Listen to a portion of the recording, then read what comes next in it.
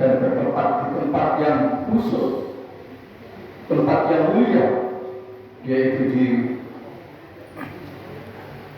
Jabal Nur di Gua Hira. Gua yang khusus yang diperuntukkan untuk Rasulullah untuk menerima waktu itu. Di dalam surat Al-Alaq ayat 45 itu tidak lain adalah ayat yang diturunkan dan intinya adalah pertama memerintahkan kepada beliau dengan bahasa yang ringan sekali.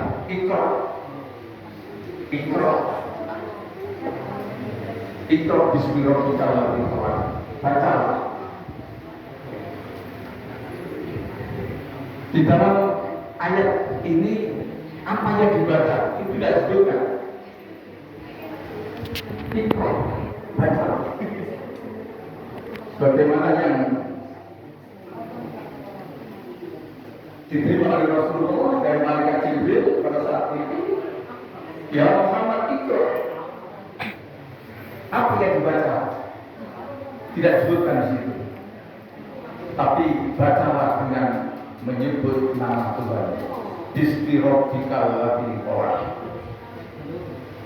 Bacalah dengan menyebut nama Tuhan Al-Ladzi Khalaq yang telah menciptakan. Berarti Iqra ini sifatnya luas, yang dibaca itu di samping Al-Quran juga ciptaannya. Diri kita manusia juga diperintah oleh Allah untuk dibaca. Lingkungan kita termasuk ciptaannya yang berupa planet, langit dan bumi dan perangkatnya dan isinya ini diperintah oleh Allah untuk dibaca. Dibaca bukan kita membaca sebagaimana anak-anak membaca buku, tetapi perintahnya adalah membaca dengan penuh perhatian sehingga memperoleh kesimpulan, dan di situ mengandung maksud tentang keesaan Allah Subhanahu wa Ta'ala. Dengan membaca diri kita, membaca alam semesta ini, dan juga membaca Al-Quran, ayat-ayat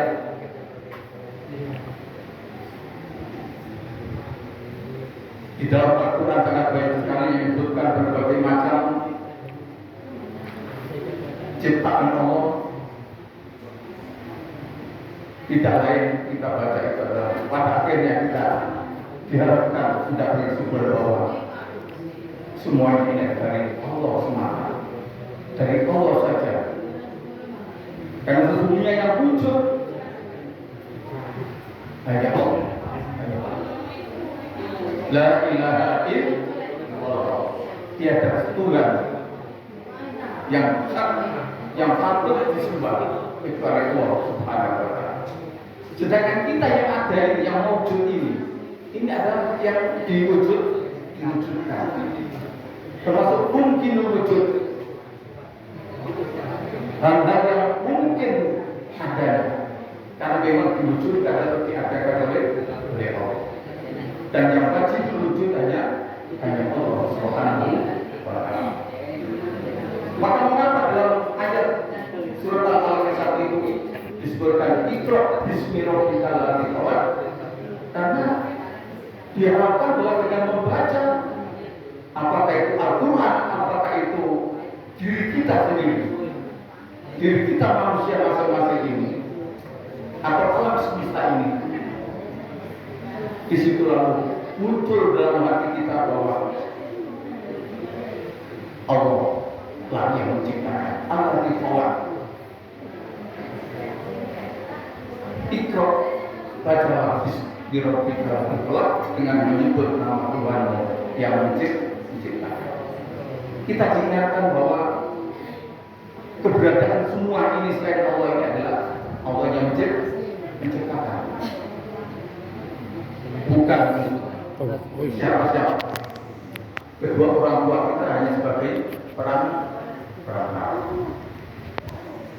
Ibu dan saudara sekalian, saya sangat bersyukur bahwa di musola ini setiap malam dilaksanakan tadarus. Tetapi saya harap lebih lanjut, tidak hanya sekedar tadarus dalam artian membaca, tetapi juga mengkaji isinya. Makna dari ayat-ayat Al-Quran ini mari kita pahami, dan di situ kemudian kita diharapkan untuk bisa mendapatkan apa isi kandungan ayat yang kita pahami dari ayat yang kita baca itu. Dan selanjutnya setelah kita paham dengan makna dari Al-Quran ini, kita amalkan sesuai dengan ajaran Allah dan tuntunan Rasulullah SAW. Bapak Ibu dan saudara sekalian, memang Al-Quran ini memiliki keistimewaan yang luar biasa. Tidak ada umat yang diberikan kitab seperti Al-Quran ini. Hanya umat Nabi Muhammad. Pertama, keistimewaan adalah bahwa Al-Quran ini tidak bisa dirubah, karena selalu dijaga oleh Allah Subhanahu wa Ta'ala. Allah sudah berjanji, inna anzalna al-Qur'an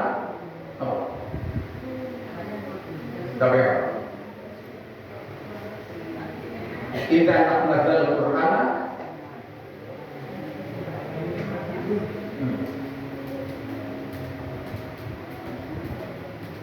wa inna lahu lahafidun. Kami yang menurunkan Al-Quran ini, dan kami yang akan menjaganya. Jadi sudah berkali-kali dilakukan oleh orang-orang yang tidak bertanggung jawab untuk merubah Al-Quran. Tetapi alhamdulillah sampai sekarang Al-Quran tidak berubah, tetap seperti aslinya.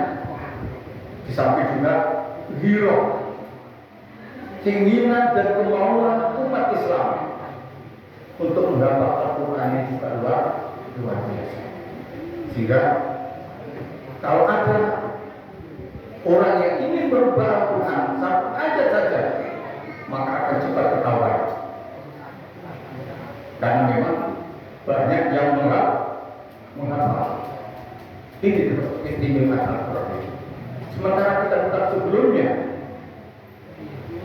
sudah mengalami perubahan, dirubah oleh para pemimpin-pemimpinnya untuk kepentingan, maksud dan tujuan pribadi dan pimpinannya. Tapi Al-Quran sampai hari kiamat pun tidak mungkin mengalami perubahan, karena janji Allah, wa inna lahu lahafidun, kami akan menjaganya Al-Quran.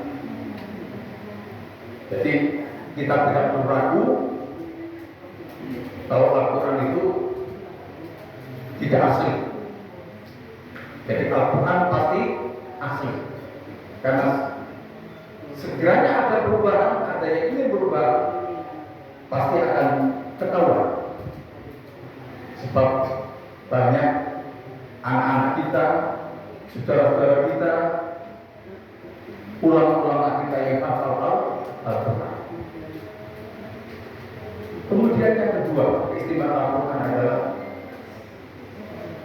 bahwa Al-Quran ini cocok di segala zaman, mulai sejak turun sampai nanti hari kiamat. Apa buktinya? Antara lain adalah bahwa karena Al-Quran ini diturunkan kepada Muhammad sebagai nabi yang terakhir, dan umat Nabi Muhammad tidak adalah umat yang gemar menuntut ilmu, gemar untuk melakukan penelitian-penelitian, baik itu penelitian dalam bidang ilmu pengetahuan sosial maupun ilmu pengetahuan alam dan humaniora. Maka dengan ada penelitian ini semakin memperkuat kebenaran Al-Quran itu, bahwa Al-Quran ini mengandung nilai-nilai keilmuan, mengandung kebenaran-kebenaran yang dulu di awal-awal diturunkan Al-Quran itu belum terbukti kebenarannya. Di zaman-zaman sekarang ini sudah banyak yang membuktikan kebenaran Al-Quran. Dan itu intelektual non-Muslim banyak yang masuk Islam. Para pendeta-pendeta banyak yang masuk Islam. Karena para pendeta itu umumnya adalah orang yang cerdas, orang yang pintar, pandai. Dia akan menjadikan pendeta. Tapi mereka ada keraguan dengan kitab yang mereka ajarkan pada umatnya itu, kemudian mereka mencoba untuk pelajari Al-Quran, membandingkan Al-Quran dengan kitab-kitab agama-agama lain. Akhirnya mereka menemukan bahwa ternyata isi Al-Quran itu mengandung kebenaran ilmiah yang telah diungkapkan oleh para ilmuwan dari hasil-hasil penelitian. Ini merupakan keistimewaan yang saya katakan terus, karena itu terus berkembang ilmu ini, teknologi juga terus berkembang, maka kebenaran Al-Quran akan ditunjang oleh hasil penelitian yang ditemukan oleh para ilmuwan, para intelektual. Berita-berita yang kita dengar baik melalui mass media maupun melalui media elektronik dan lain-lain, ini banyak sekali, baik dari Jepang, dari Amerika, Australia, Jerman, Prancis, benua Afrika, banyak yang masuk Islam akhir-akhir ini karena memang telah membuktikan kebenaran kandungan isi Al-Quran. Karena memang Al-Quran sesuai dengan perkembangan zaman. Dan perkembangan zaman ini tidak bisa lepas daripada perkembangan ilmu pengetahuan dan teknologi. Bukan mukjizat seperti mukjizat yang diberikan pada Nabi Musa, mukjizat diberikan kepada Nabi Sulaiman, mukjizat diberikan kepada Nabi Ibrahim. Bukan. Tapi Al-Quran adalah mukjizat yang lain dari yang lain dan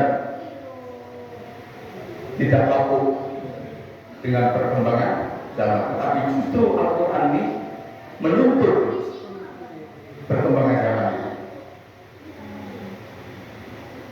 Jadi kita harus bersyukur kepada Allah SWT dengan Al-Quran yang diturunkan pada Nabi Muhammad kepada umatnya ini menjadi petunjuk, bukan lintas, petunjuk sebagai manusia dalam kehidupannya, sehingga kehidupan kita dan generasi kita selanjutnya sebelum kiamat ini masuk benar-benar dibimbing oleh Al-Quran. Dan Nabi Muhammad pernah bersabda bahwa taruh fikum amro ini maka sekum bima latadilu abada. Kita bawa sunnah Rasul ini.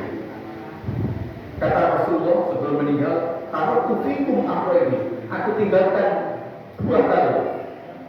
Yang apabila kalian semua berpegang teguh dengan keduanya itu, maka kalian tidak akan tersesat. Yaitu Al-Quran, kitab Allah, wa sunnah Rasul, dan sunnah Rasul. Bapak Ibu sekalian, kira-kira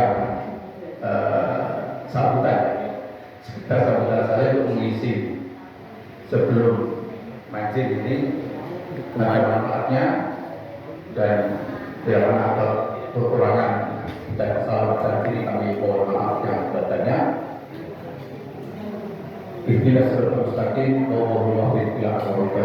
Wassalamualaikum warahmatullahi wabarakatuh. Waalaikumsalam warahmatullahi wabarakatuh. Alhamdulillah, terima kasih kepada Abang Mustafa. Ini berarti bahwa kegiatan buka bersama ini ada hal yang positif dan ada kesuksesan. Kalau dulu hanya buka bersama sholat berjamaah maghrib membaca juz 30, sekarang ada tambahan tausiah dari Abang Mustafa. Ini berarti acara kita pada sore hari ini sukses ya, dengan kehadiran sesuai yang kita harapkan, ya cukup banyak dari Bapak Ibu. Dan saya mengucapkan terima kasih kepada Mas Nugroho selaku panitia dan Mas Arwin sekretaris, dan saya mengucapkan terima kasih atas kehadirannya Abang Mustaqim selaku penasihat pembuka dan sekretaris Imam Mas Rojan, dan terima kasih juga atas jeripaya dari Mbak Ina dan ibu-ibu yang bersedia memasak untuk buka bersama. Terima kasih yang sebesar-besarnya, dan saya juga mengucapkan terima kasih dari masukan dari bapak-bapak yang hadir pada hari ini. Terima kasih atas kehadirannya. Sebentar lagi akan tiba waktu buka. Bagi yang mau duduk, saya persilakan duduk. Wassalamualaikum warahmatullahi wabarakatuh. Waalaikumsalam warahmatullahi wabarakatuh.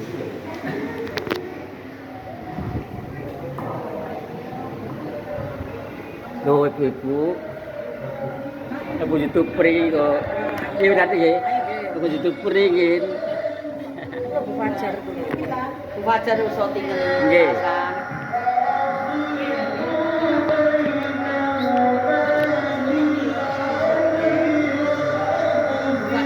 Kira Bu wajar. Semen ini rere.